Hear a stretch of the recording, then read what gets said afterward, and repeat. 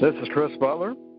Welcome to the first ever Tennessee Watchdog podcast, which is meant to supplement the articles you see on our website, which, in case you didn't know, has a new address, tennesseewatchdog.org.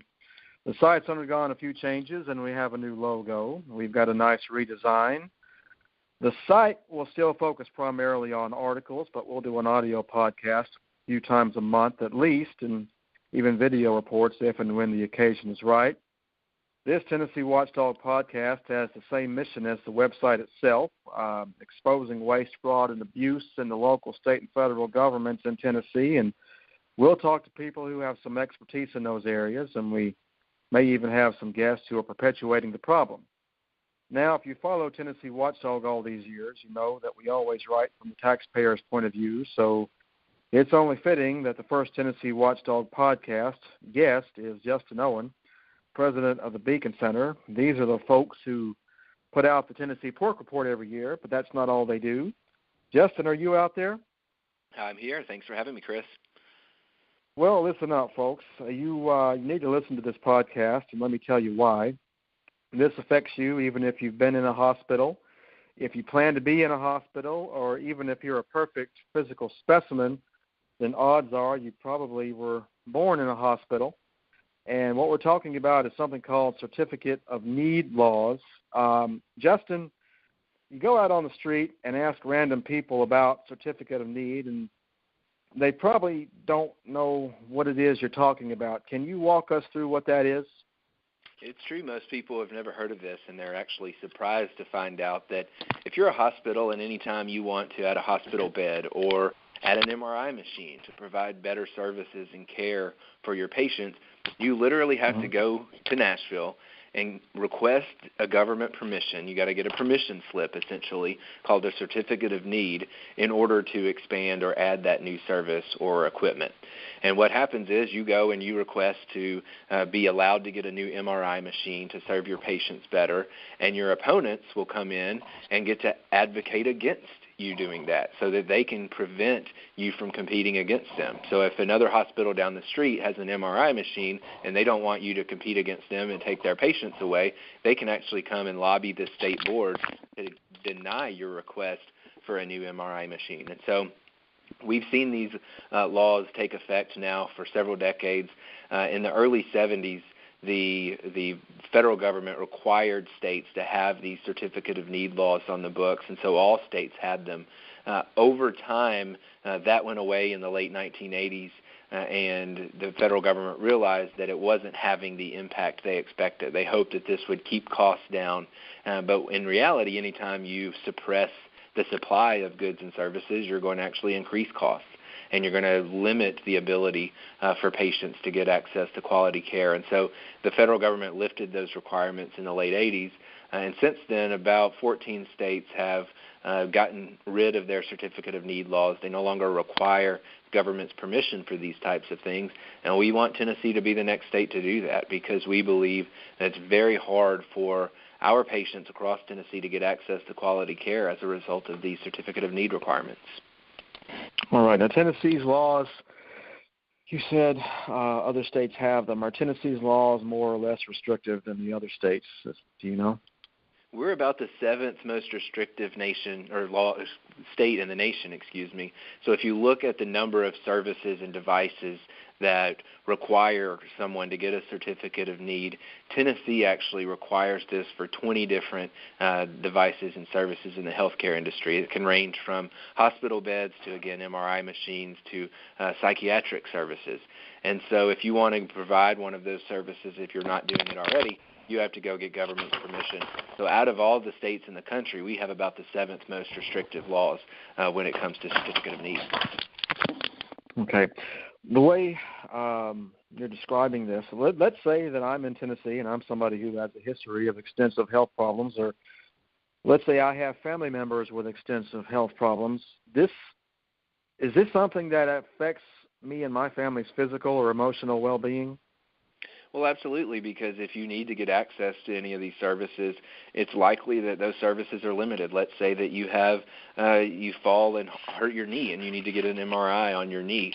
Well, if you live in Robertson County, They may tell you, well, there's only one hospital in Sumner County that provides an MRI scan, and so you have to drive potentially several miles away in order to get that, because at some point the hospital in your county was denied the ability to add an MRI machine to serve you. And so anytime you're giving competitors the option to restrict their competition from having the same goods and services they have, that means that you're going to have a harder time as a patient to get access to quality care. And so we've seen those limitations take place in the state. Because we have these laws, it's harder for people to get access to care. Now, you mentioned the MRI machines. What other devices specifically are on this list?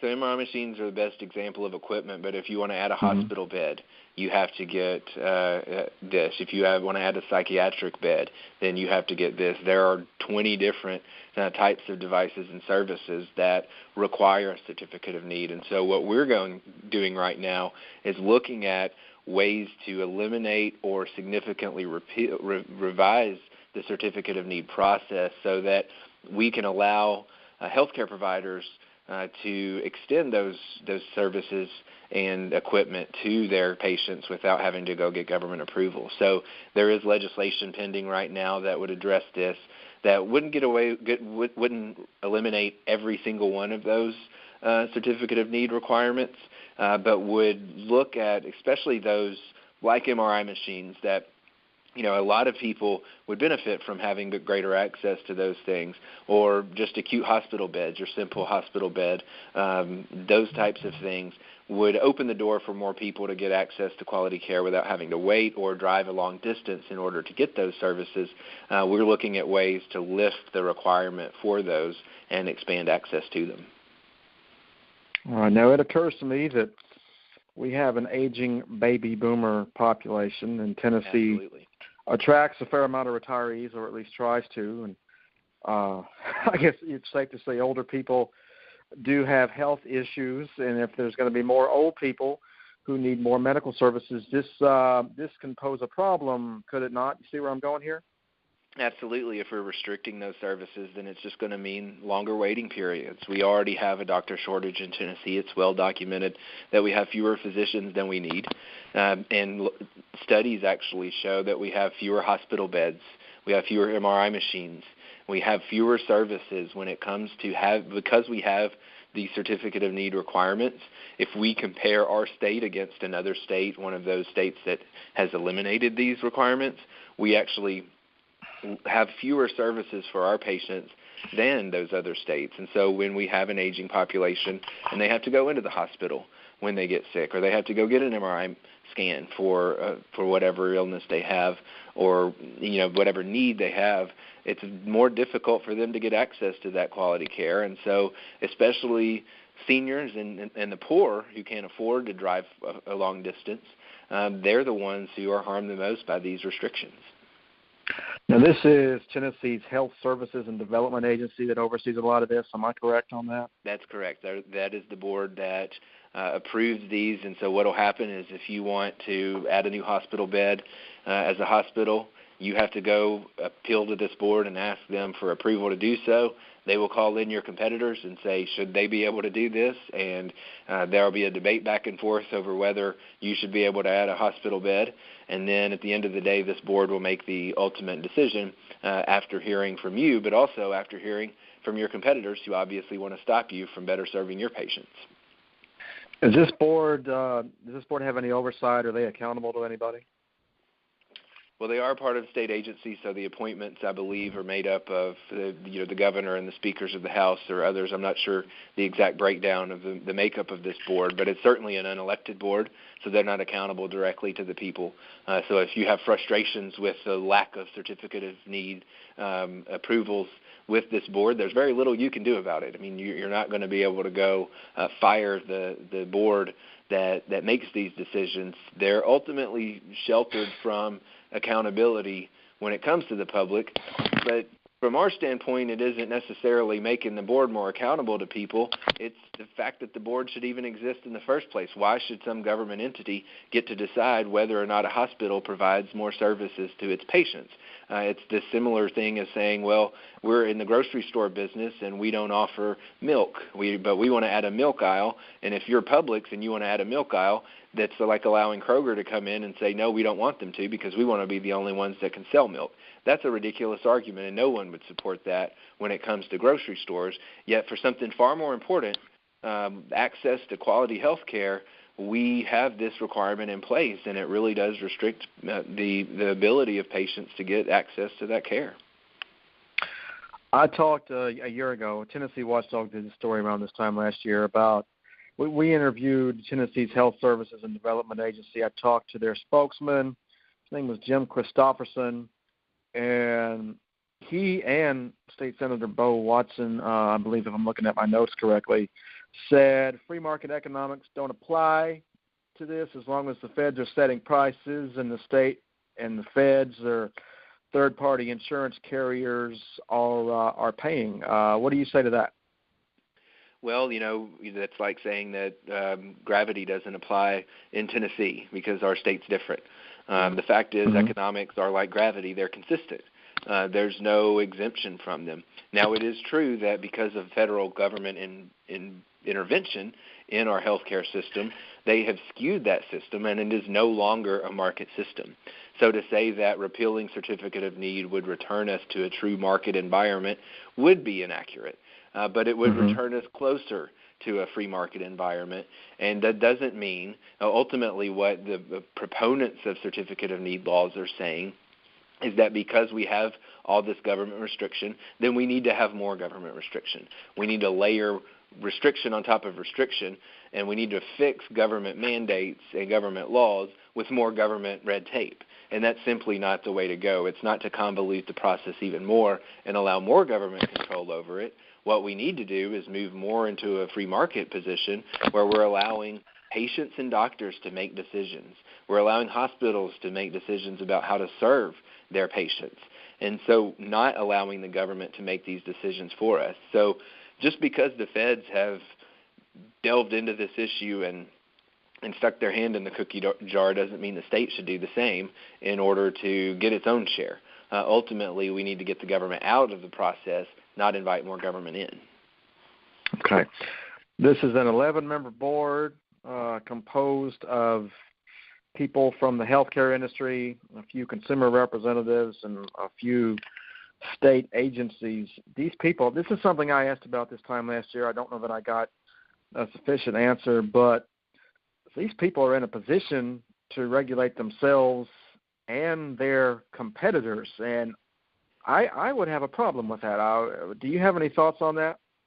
Sure, that's a big problem. I mean, we see this with a lot of government agencies and regulatory boards that, if you need to get a license to be a cosmetologist, well, guess what? You've got to go before a board that all of a sudden is made up of a majority of cosmetologists who don't want you to compete against them. So they're going to make it harder for you to do what you want to do and earn a living by being a cosmetologist. And that's the same thing with certificate of need laws. You're ultimately allowing individuals to regulate their competitors, and that's not the right thing to do. I mean, it's like showing up to a baseball game and the home team gets to pick the umpire. That's just not fair. The umpire is supposed to be a neutral decision maker and treat both teams fairly. When one team gets to pick the umpire, obviously that the umpire is no longer neutral, and that's the case with certificate of need laws and a lot of regulatory boards, is that it's stacked with people who can shelter themselves from competition by using the heavy hand of government. Yeah. Folks out there listening to this who have thoughts one way or the other, what can they do? Well, first of all, they should follow this process. The best way to do that is just to go to our website at beacontn.org so that they can continue to find updates. We'll continue to provide that information as this legislation gains traction and becomes more of a topic of discussion over the next couple of weeks. And obviously, they can read stories that you put out, listen to podcasts like this, share it with other people.